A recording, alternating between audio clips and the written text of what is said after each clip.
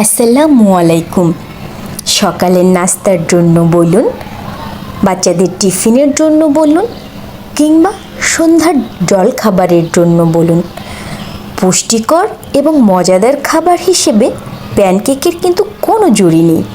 2টো ডিম, 1.5 কাপ ময়দা দিয়ে 16টি প্যানকেক তৈরির রেসিপি নিয়ে হাজির হয়ে গেলাম। তো আমি 2টো ডিম, 1.5 কাপ ময়দা, 1.5 কাপ দুধ, 1/2 কাপ সয়াবিন তেল, 1.25 কাপ চিনি, 1.5 চা চামচ বেকিং পাউডার, 1/2 চা চামচ ভ্যানিলা এসেন্স দিয়ে একই সাইজের 16টি প্যানকেক তৈরি করব।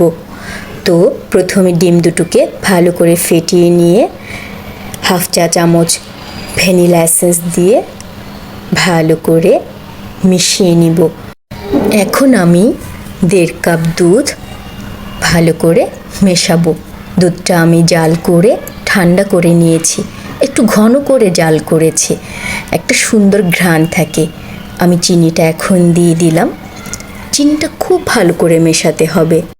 এখানে বলে রাখা ভালো, চিনির পরিমাণ এক একজনে কিন্তু এক এক রকম খায়। তো কেউ যদি মিষ্টির পরিমাণটা কম খেতে পছন্দ করেন আরও কম দিবেন, কেউ বেশি খেতে পছন্দ করলে 1 কাপ পরিমাণ দিয়ে দিবেন। আমাদের বাচ্চারা বেশি মিষ্টি পছন্দ করে না, আবার একেবারে কম হলেও পছন্দ করে না, তাই আমি 1.25 কাপ চিনি নিয়েছি। চিনিটা ভালো করে মিশিয়ে এখন আমি তেল ঢেলে দিব, 1/2 কাপ পরিমাণ তেল।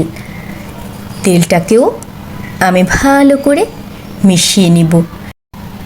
এখন আমি 1.5 কাপ ময়দা, 1.5 চা চামচ বেকিং পাউডার ভালো করে চেলে নিব। চেলে নিলে ব্যাটারটা খুব স্মুথ হয়। ব্যাটার খুব স্মুথ হলে, দানাদার না থাকলে প্যানকেকগুলো খেতে ইভেন দেখতে অসাধারণ হয়। তো আমি ভালো করে ময়দাটাকে চেলে ফেটানো ডিম দুধ চিনির সাথে মিশিয়ে নিব। খুব ভালো করে মেশাতে হবে। এটা আসলে 2 বারে মেশালে ভালো, কিন্তু আমি আসলে সব কাজই একটু ঝটপট করতে চাই, কারণ আমার সময় খুব কম থাকে।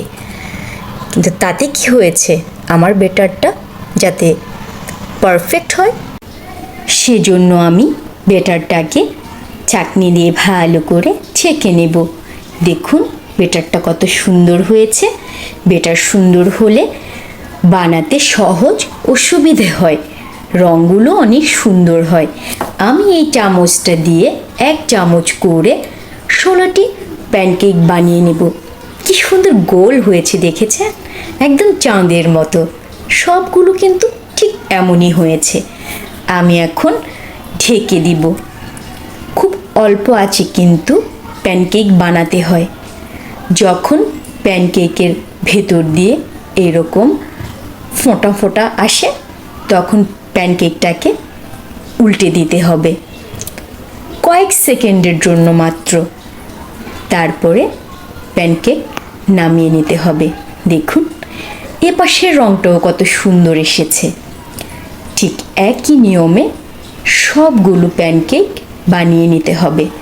সবগুলোর সাইজ কিন্তু একই সমান হবে। আমাদের ঘরে প্যানকেকের জনপ্রিয়তার কারণ হচ্ছে আমার বাবার বয়স অনেক হয়েছে। আমার বাবা শক্ত খাবার খেতে পছন্দ করেন না কেন বলছি, খেতে পারেন না। নরম খাবার আমার বাবার জন্য খেতে সুবিধে হয়, আর আমার বাবার কারণেই আমাদের ঘরে প্যানকেকের প্রায়োরিটি অনেক বেশি। আর আমার বাচ্চারা প্যানকেক খেতে পছন্দ করে নিউট্রেলা দিয়ে। আমি আমার বাচ্চাদেরকে নিউট্রেলা দিয়ে প্যানকেক খেতে দিই। ওরা মধু দিয়ে প্যানকেক খেতে পছন্দ করে না। দেখুন কত সফট হয়েছে প্যানকেকগুলো। এই তো একটু ভেঙে দেখালাম, দেখেছেন, নরম, খেতে অনেক মজা হয়। সবসময় একই রকম টেস্ট হয়, কারণ একই নিয়মে বানানো হয়। এই তো আমার প্যানকেক তৈরি হয়ে গেল। এখান থেকে কয়েকটা আমি নিউট্রেলা দিয়ে তৈরি করে নেব। পৃথ্বী বুড়ি আগেই বলেছে নিউট্রেলা দিয়ে খাবে, তাই ওদের জন্য কয়েকটা আমি নিউট্রেলা দিয়ে তৈরি করে নিব। প্রথমে একটা প্যানকেক নিয়ে সেটাতে আমি নিউট্রেলা মাখিয়ে নিব। কম পরিমাণ দিয়েই ওদেরকে খাওয়াতে চাচ্ছি, যাতে মুখটা না ফিরে আসে, পরিমাণে একটু বেশি খেতে পারে, সেজন্য এতখানি দিয়েছি। নিউট্রেলার পরিমাণটা একটু বেশি হলে মাঝখানে যখন কাটা হয় তখন দেখতে কিন্তু অনেক সুন্দর লাগে। কিন্তু আসলে আমি চিন্তা করেছি একটু কম দিয়েই ওদেরকে খাওয়াবো, তাহলে ওরা পরিমাণে একটু করে বেশি খেতে পারবে। এই যে চতুর্দিকে এরকম করে একটু ভালো করে চেপে নিতে হবে, তাহলে ভেঙে যাবে না। কাটলে দেখবেন কত সুন্দর লাগে দেখতে। তবে নিউট্রেলার পরিমাণটা যদি বেশি থাকে, চকলেটের পরিমাণটা যদি বেশি থাকে, দেখতে আরও সুন্দর লাগে। তো এই তো রেডি হয়ে গেল আমার নিউট্রেলা দিয়ে প্যানকেক। সবাই খুব মজা করে খেয়েছে, আলহামদুলিল্লাহ।